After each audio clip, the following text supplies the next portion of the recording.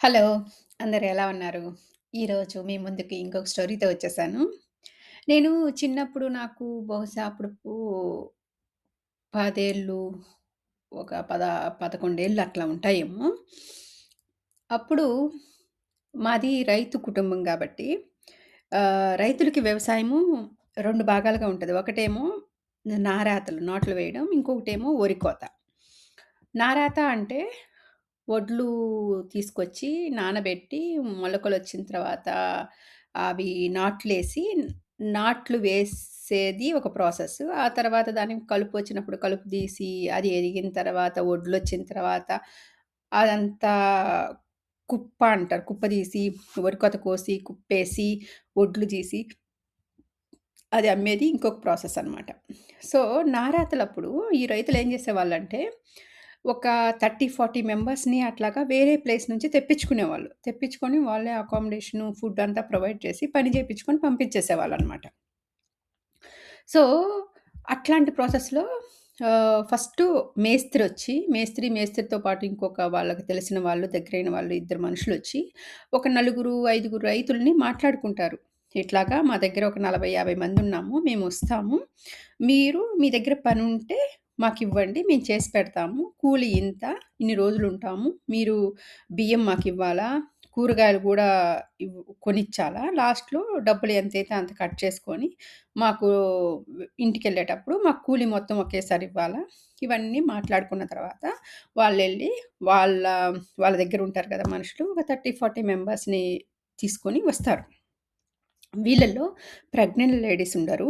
ముసలోళ్ళు ఆడవాళ్ళు గానీ, మగవాళ్ళు గానీ ఉండరు. చిన్న పిల్లలుంటారు.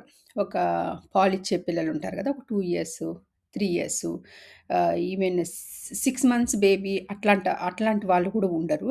2 ఇయర్స్, 3 ఇయర్స్ ఉన్న పిల్లలైతే ఉంటారు. మే పనిచేసే దానికి 13 ఇయర్స్, ఈవెన్ 14 ఇయర్స్ అమ్మాయిలు, అబ్బాయిలు కూడా ఉంటారు. చైల్డ్ లేబర్ అని అప్పుడు నాకు తెలీదు. నేను గమనించింది, అబ్జర్వ్ చేసింది మీతో షేర్ చేసుకుంటున్నాను. సో, ఇట్లాంటి వాళ్ళందరూ ఒక 30, 40 మెంబర్స్ వస్తారు. వచ్చిన తర్వాత వాళ్ళెట్లా వస్తారు అంటే, ఒక గా స్టీల్‌ది ఒక డబ్బాలాగుంటది. మనం ఇంట్లో బియ్యం పోసుకుంటాం గదా! ఇప్పుడు. బియ్యం పోసుకొని దానికి మళ్ళా ఒక గడిలాగేసుకొని తాళం ఏసుకుంటాం గదా! అట్లాంటిదనమాట. దాంట్లో వాళ్ళకి కావాల్సిన అంట్లు, దబర్లు, గిన్నెలు, ప్లేట్లు, మరలా బట్టలు అవన్నీ పైన నెత్తి మీద ఒకటి కండువాలాగా చుట్టి తల మీద పెట్టుకొని దాని మీద ఈ ఈ బాక్స్ ఇది గంప గాదు. ఇదొక డబ్బాలాగనమాట. నెత్తి మీద పెట్టుకొని కింద ఒకరిలో బట్టలు ఏమన్నా బెడ్ షీట్లు అట్లాంటివుంటే అవేసుకొని ఆడవాళ్ళు, మగవాళ్ళు అందరూ ఒక 30, 40 మెంబర్స్ ఒస్తారు. వచ్చిన తర్వాత వాళ్ళకి ప్రతిరోజు బియ్యము ఒక ఫ్యామిలీకి ఒక సేరో, 2 సేర్లో బియ్యం కొలవాలనమాట. బియ్యాన్ని సేర్‌లో కొలిచేవాళ్ళు. ఇప్పుడైతే బియ్యం బస్తాలున్నాయి గదా! 10 కేజెస్, 20 కేజెస్. ఇదివరకు సేర్లు. ఒక సేరు, 2 సేర్లు అట్లాగనేవాళ్ళు. వాళ్ళకి బియ్యం ఇస్తారు. బియ్యం ఇచ్చిన తర్వాత వాళ్ళు ఉండడానికి ఒక ప్లేస్ చూపిస్తారు. అది వరండా గావచ్చు, కొట్టాము అనేవాళ్ళు. కొట్టాం అంటే ఓపెన్ ప్లేస్ లాగుంటది. 3 పార్ట్స్ కవర్ అయ్యుంటాయి. ఒక ప్లేస్ మాత్రము ఓపెన్ స్పేస్ ఉంటది. డోర్‌లుండవనమాట. సో, అట్లాంటి ప్లేస్‌లు కావచ్చు. వాళ్ళు పడుకునేది అక్కడే. వంట చేసుకోవడానికి ఒక ఒక్కొక్కళ్ళకి 3 ఇటుక రాళ్ళుంటాయి గదా! ఇటుక రాళ్ళు పెట్టేసి వాళ్ళు కంప గానీ, కట్లు గానీ రైతులు ఇస్తే ఆ కట్లు పెట్టుకొని, ఆ ఇటుక రాళ్ళ మీద వాళ్ళు తెచ్చుకున్న గిన్నెలుంటాయి గదా! దబర్లు వాటిలతో వంట చేసేసుకుంటారు.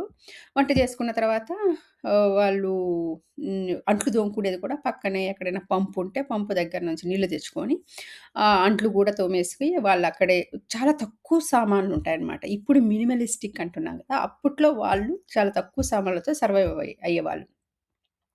సో, దోమలున్నా, వర్షమొచ్చినా ఇట్లాంటి టైంలో వాళ్ళకి చాలా ఇబ్బంది పడేవాళ్ళు. బట్ వాళ్ళు హ్యాపీగా నిద్రపోయేవాళ్ళు. ఎందుకంటే ఉదయం నుంచి సాయంకాలం దాకా ఒళ్ళు వంచి కష్టపడి పని చేసుంటారు గదా! మళ్ళా నెక్స్ట్ డే లేసి పనులు చేసుకొని మళ్ళా పొలానికెళ్ళాలి కాబట్టి వాళ్ళు హ్యాపీగానే నిద్రపోయేవాళ్ళని నేను అనుకుంటున్నాను. నాకు తెలీదు. మార్నింగ్ లేచిన తర్వాత వాళ్ళు లేచిన తర్వాత ఫస్ట్ చేసే పనేంటి అంటే అందరూ ఆహ్, పొయ్యలెలిగిచ్చేసి ఆడవాళ్ళంతా అన్నము, కూర వండేసుకుంటారు. అన్నము, కూరని 9, 8:30, 9 కల్లా తినేసేసి అన్నం, కూర అందరూ ఫ్యామిలీలో ఎంతమంది ఉంటే అంతమంది తినేసి, మళ్ళా ఒక బాక్స్‌కి పెట్టుకొని టిఫిన్‌లు అనేవాళ్ళు. దానికేందంటే స్టీల్‌దుండేది. పైన ఒక కాడలాగా ఉంటది. అది పట్టుకొని ఎళ్తా ఉండాలనమాట. దాంట్లో అన్నం పెట్టుకొని వాళ్ళు పొలానికెళ్ళిపోయేవాళ్ళు. ఈ చిన్న పిల్లలుంటారు గదా! ఒక 2 ఇయర్స్, 3 ఇయర్స్ పిల్లలుంటారు గదా! వాళ్ళు ఇంటి దగ్గరే ఉండేవాళ్ళు. వాళ్ళ వాళ్ళ సామాన్ల కోసం కావచ్చు, వాళ్ళ పిల్లల్ని చూసుకోవడం కోసం కావచ్చు, ఇంటి దగ్గర ఒక మనిషి ఎప్పుడూ ఉండేవాళ్ళు. రోజుకొకళ్ళ లెక్కన వాళ్ళు ఆహ్, రొటేట్ అవుతా ఉండేవాళ్ళు. వాళ్ళకి గూడా మనీ ఇవ్వాల్సిందే. కూలి ఆ రోజు కూలి ఇంటి దగ్గరున్న మనిషికి కూడా ఇవ్వాల్సిందే. ఒకవేళ పాలు తాగే పిల్లలు ఇంట్లో ఉంటే వాళ్ళ మదర్స్ పొలానికెళ్ళుంటే వాళ్ళ అమ్మ వాళ్ళు మధ్యలో లంచ్ టైమ్‌లో ఇంటికొచ్చి పిల్లోడికి, పిల్లకో పాలిచ్చేసి మళ్ళా తిరిగి పొలానికెళ్ళేసి 6 గంటలకొచ్చేవాళ్ళు.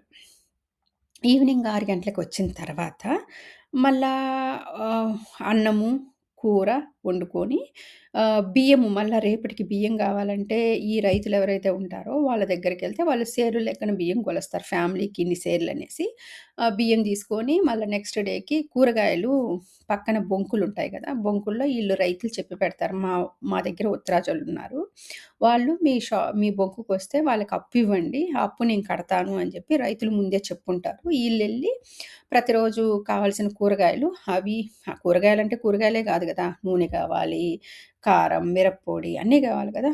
అన్నీ తెచ్చుకునేవాళ్ళు. తెచ్చుకున్న తర్వాత అన్నీ ప్రిపేర్ జేసుకొని మళ్ళా 9 కల్లా పడుకునేవాళ్ళు. అసలు వాళ్ళు మార్నింగ్ లేస్తారు, హడావిడిగా పనులు చేసుకుంటారు, పొలానికెళ్తారు, వస్తారు. మళ్ళా రేపటికి ఏం గావాలో అరేంజ్ చేసుకుంటారు. స్నానాలు జేస్తారు. సాయంకాలం పూట స్నానాలు గూడా వాళ్ళకేమీ క్లోజ్డ్ బాత్రూమ్స్ ఉండవు. పల్లెటూరు గాబట్టి అది ఓపెన్ బాత్రూమ్స్ ఉంటాయి. లేడీసు ఒక్కోసారి బట్టలు మీదే కాలువలు అనుండేవి.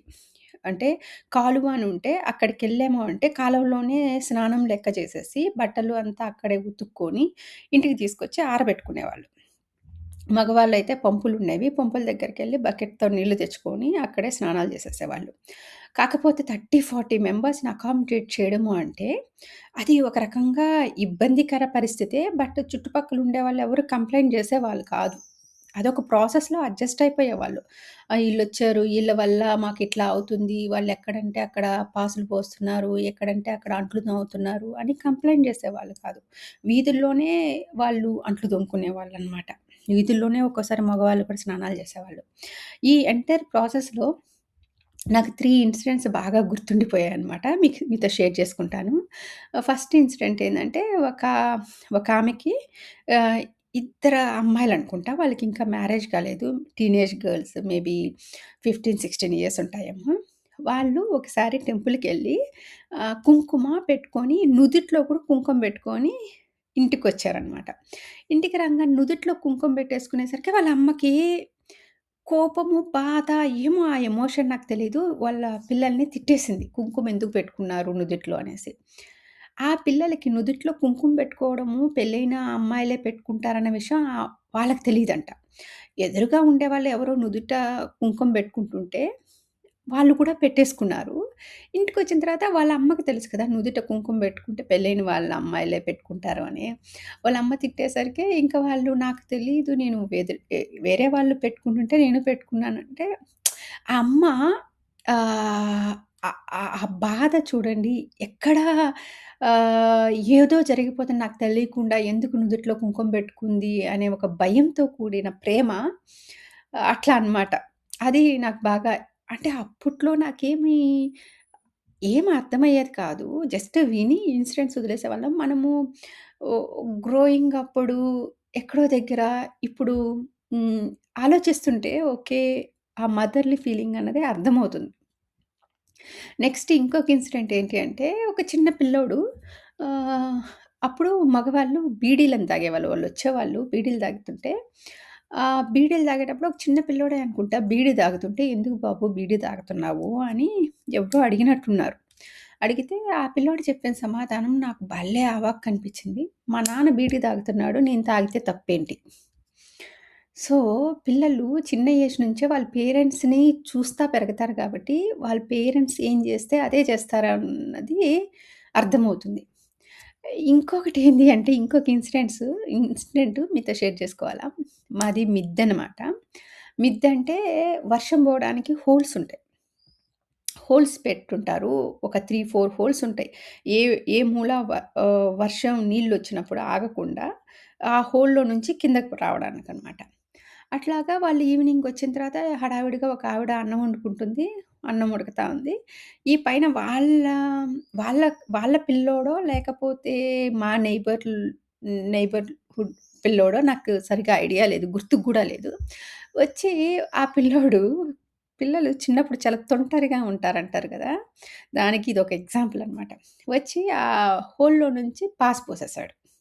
ఆ పిల్లోడు గూడా చిన్నోడే. వాడికి ఏం ఐడియా లేదు. ఆ కింద అన్నం వండుకునే ఆమెకి పైన ఒక హోల్ ఉందన్న విషయమే ఆమె అబ్జర్వ్ చేయలేదు. ఆమె అసలు కనుక్కోలేదు. పైనుంచి నీళ్లొస్తుండేసరికి ఆమె వర్షం రావట్లేదు కదా! నీళ్లెక్కడి నుంచొస్తున్నాయి అనేది ఒక 2 మినిట్స్‌కి గాని ఆమెకి స్ట్రైక్ కాల. పైన పిల్లోడు ఎవరో పాస్ పోసారు అన్నది. అది అన్నంలో పడలేదు. బట్ పక్కన పడుందనమాట. బట్ వాళ్ళేమో అన్నము పడేసేసారు. ఒక్కొక్కసారి సిట్యుయేషన్స్ మిస్టేక్ లేకపోయినా వేరే వాళ్ళ సిట్యుయేషన్స్ వల్ల మనది ఎఫెక్ట్ అవుతుందనమాట. అది తర్వాత నాకర్థమైంది. ఆహ్, ఈటిల్లో మనము ఎంతో కొంత నేర్చుకోవచ్చు. మనం చూసే వాటిల్లో ఓకే. ఇట్లా చేస్తే ఇట్లా ఆలోచిస్తారు. ఇట్లా ఉండాలి అన్నది ఎక్కడో దగ్గర ఏదో ఒకటి మనకి నేర్పిస్తానే ఉంటది. సో, మీరు గూడా బహుశా ఏదో ఒకటి చిన్నప్పుడు నేర్చుకొనే ఉండుండొచ్చు.